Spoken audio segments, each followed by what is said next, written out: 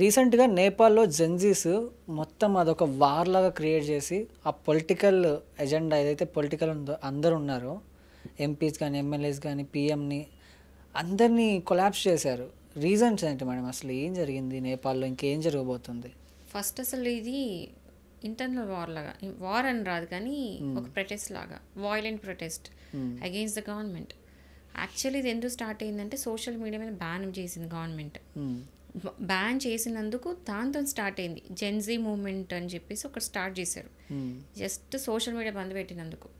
కానీ తర్వాత వాళ్ళది ముందుకు వెళ్ళి వెళ్ళి ఏమైపోయిందంటే అన్ఎంప్లాయ్మెంట్, కరప్షన్, ఇల్లిటరసీ, ఇన్ఈక్వాలిటీ, వీటన్ని పాయింట్స్ అన్నీ కూడా రేజ్ చేసి గవర్నమెంట్ సరిగ్గా పనిచేయట్లేదు అని చెప్పేసి చాలా చాలా అజిటేషన్స్ చేస్తే గవర్నమెంట్ ప్రాపర్టీస్, కార్లు అన్నీ తగలబెట్టినారు. సో అక్కడున్న ప్రైమ్ మినిస్టర్ కేపీ శర్మ ఓలీ ఫస్ట్ రిజిగ్నేషన్ చేసిండు. బట్ అది సరిపోలే, వాళ్ళ ఫ్యామిలీతో సహా పారిపోవాల్సిన సిచ్యువేషన్ వచ్చింది.